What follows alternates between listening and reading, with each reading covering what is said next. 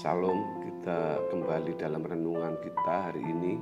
Kita akan berbicara tentang didiklah anakmu. Bapak Ibu Saudara yang dikasihi oleh Tuhan Yesus, seorang pakar bidang anak mengatakan anak yang berusia 2 tahun adalah majikan Anda, pada usia 10 tahun adalah budak Anda, pada usia 15 tahun adalah kembaran Anda, dan setelah itu akan menjadi kawan Anda atau musuh Anda. Tergantung bagaimana Anda membesarkannya. Ini dinyatakan oleh seorang pakar anak atau di bidang anak, yaitu Charles William. Pernyataan itu memperlihatkan bahwa bila orang tua salah dalam mendidik anak, maka anak bisa saja mendatangkan kesusahan, bahkan malapetaka bagi seluruh keluarga. Kasus salah didik juga terlihat dalam keluarga Imam Eli. Ketidaktegasannya dalam mendisiplin anak-anaknya berujung pada penghukuman Tuhan bagi seluruh keluarga dan keturunannya. Imam Eli sendiri mendapat hukuman berat karena ia tidak mendidik anak-anaknya dengan tegas. Eli membiarkan anak-anaknya memandang rendah korban sembelian umat kepada Tuhan. Di dalam 1 Samuel pasal yang kedua ayat yang ke-29, di sini mengatakan, mengapa engkau memandang dengan loba kepada korban sembelianku dan korban sajianku yang telah kuperintahkan, dan mengapa engkau menghormati anak-anakmu lebih daripadaku, sambil kamu menggemukkan dirimu dengan bagian yang terbaik dari setiap korban sajian umatku Israel. Saudara, dari pernyataan ini, Eli sebenarnya mengetahui apa yang dilakukan oleh anak-anaknya, yaitu dosa yang dilakukan oleh anak-anaknya mereka, anak-anaknya Eli maksud saya, tetapi mereka tidak pernah dimarahinya. Di dalam 1 Samuel pasal 2 ayat yang ke-13 menjelaskan di sana bahwa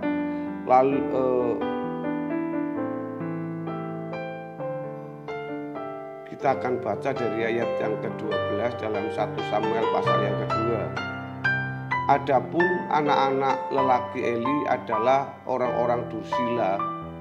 Mereka tidak mengindahkan Tuhan ataupun batas hak para imam terhadap bangsa itu.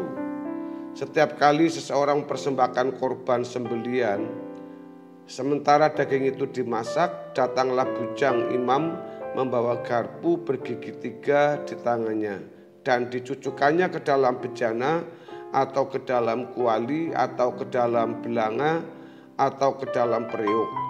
Segala yang ditarik dengan garpu itu ke atas diambil imam itu untuk dirinya sendiri. Demikianlah mereka memperlakukan semua orang Israel yang datang ke Shilo.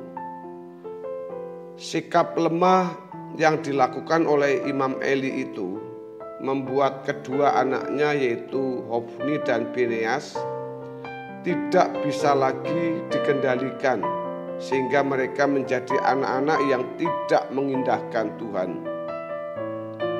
Saudara yang dikasihi oleh Tuhan Yesus, sebenarnya Imam Eli tidak dapat lagi disebut melayani Tuhan karena ia disebut tamak.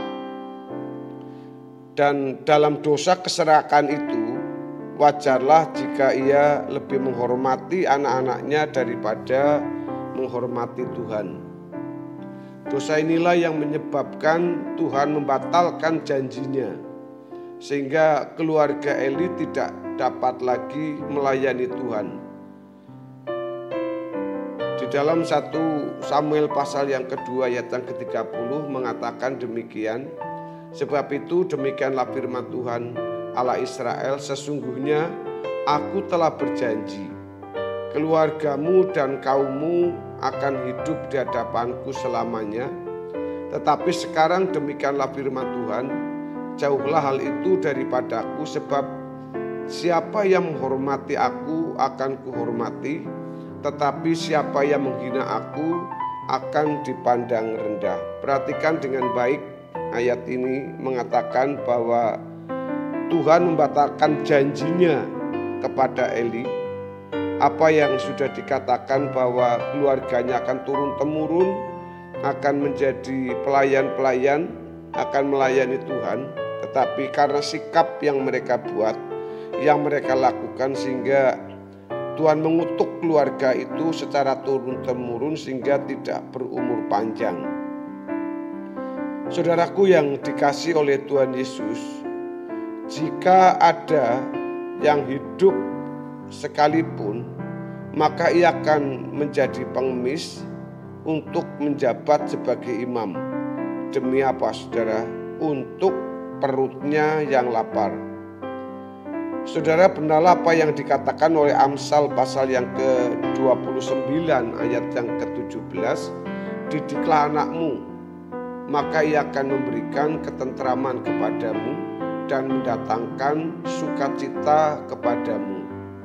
Ingatlah saudara, bahwa Tuhan memberikan otoritas kepada orang tua untuk mendidik anak dengan penuh kasih dan dengan tujuan agar hidupnya memuliakan Tuhan. Maka gagal mendisiplin anak berarti lalai dalam mengasihi mereka. Seperti Charles William tadi mengatakan, pada akhirnya anak bisa menjadi anak yang baik, yaitu menjadi kawan, tetapi sebaliknya anak juga bisa menjadi lawan di kemudian hari atau kelak ketika anak itu sudah bertumbuh dewasa, apalagi sudah bisa mandiri. Jadi saudaraku yang dikasihi oleh Tuhan Yesus, dari pengertian ini yang dapat kita lihat bagaimana dahsyatnya hukuman Allah yang sungguh sangat mengerikan, khususnya kepada Imam Eli, di mana Imam Eli ini tidak bisa untuk menerima berkat selanjutnya, keturunannya khususnya.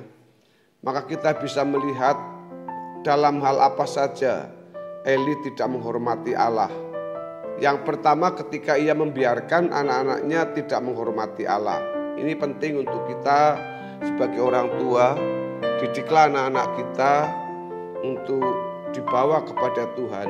Masih kecil, didiklah untuk belajar berdoa bersama. Meskipun dia tidak bisa duduk dengan tenang, mulai diajar. Bawa anak-anak ke sekolah minggu, setelah remaja biar bergereja, lalu nanti bisa melayani Tuhan, lalu bisa berkomunitas dengan orang-orang percaya dan persahabatannya dengan orang-orang yang percaya. Pada waktu itu Imam Eli tidak bisa menegur mereka, tetapi tidak mengambil tindakan. Ya, di sana dikatakan tidak mengambil tindakan yang konkret untuk membereskan dosa.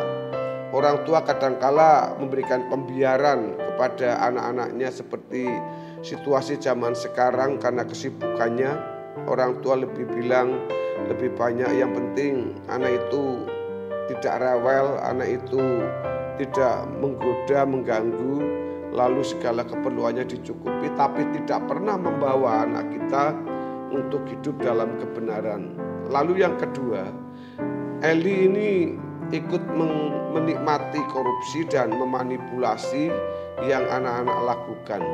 Mungkin kalau zaman sekarang tidak harus berbicara tentang persembahan yang dilakukan oleh Imam Eli, tapi karena kecintaannya, kesayangannya orang tua kepada anak akan menuruti apa yang diminta oleh anak-anaknya. Misalkan pada hari ibadah, pada hari jam doa, Orang tua lebih mengalah kepada anak-anaknya daripada orang tua yang membawa kepada anak-anaknya untuk mengasihi Tuhan. Bapak Ibu Saudara yang dikasihi oleh Tuhan, akibat dari penyalahgunakan otoritas ini saudara sungguh mengerikan. Kalau Eli bicara tentang urapan Allah yang digunakan secara salah, tapi sebagai orang tua jangan sampai salah menggunakan otoritas untuk supaya dapat membawa anak-anak kita itu menjadi anak-anak yang benar-benar yang berprestasi di dalam Tuhan. Jangan sampai salah didik, jangan sampai kita melepaskan anak-anak kita kelak tapi tidak memiliki rasa takut kepada Tuhan sejak dini. Saudaraku, kiranya kebenaran firman Tuhan hari ini memberkati kita semua. Haleluya. Amin.